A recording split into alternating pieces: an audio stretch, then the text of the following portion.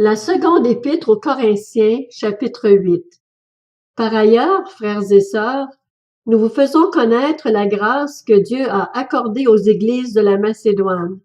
Au milieu même de la grande épreuve de leur souffrance, leur joie débordante et leur pauvreté profonde les ont conduits à faire preuve d'une très grande générosité.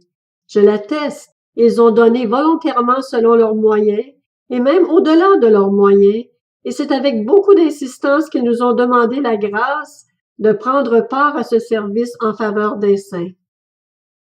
Ils ont fait plus que ce que nous espérions, car ils se sont d'abord donnés eux-mêmes au Seigneur, puis à nous, par la volonté de Dieu. Nous avons donc encouragé Tite à parachever, chez vous aussi, ce geste de générosité, comme il l'avait d'ailleurs commencé.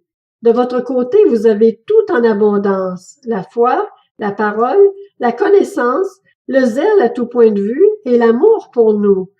Faites en sorte que la même abondance se manifeste dans cet acte de grâce. Je ne dis pas cela pour donner un ordre, mais pour éprouver la sincérité de votre amour par l'exemple du zèle des autres. En effet, vous connaissez la grâce de notre Seigneur Jésus-Christ. Pour vous, il s'est fait pauvre alors qu'il était riche, afin que par sa pauvreté vous soyez enrichis. C'est un avis que je donne à ce sujet, et c'est ce qui vous convient, puisque dès l'année dernière, vous avez été les premiers non seulement à faire une collecte, mais aussi à la vouloir. Menez-la donc maintenant à bien, afin que sa réalisation corresponde, en fonction de vos moyens, à l'empressement que vous avez mis à la vouloir.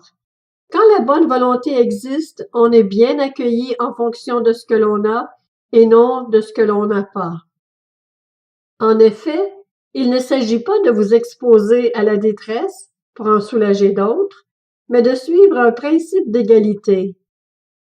Dans les circonstances actuelles, votre abondance pourvoira à leurs besoins, afin que leur abondance aussi pourvoie à vos besoins.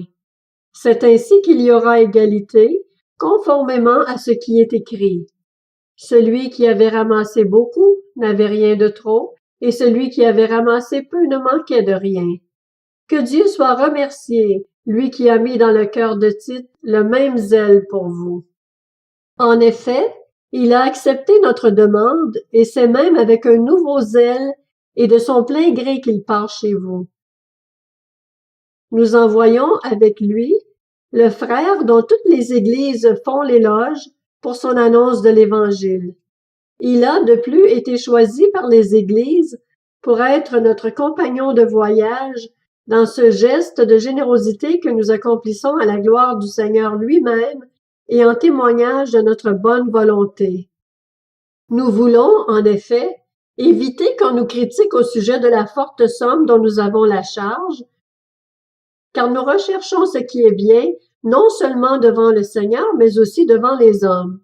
Avec eux, nous envoyons notre frère dont nous avons souvent, à bien des occasions, pu apprécier le zèle, et il en montre plus encore cette fois, à cause de sa grande confiance en vous. En ce qui concerne Tite, il est mon associé et mon collaborateur auprès de vous. Quant à nos frères, ils sont les envoyés des églises de la gloire de Christ.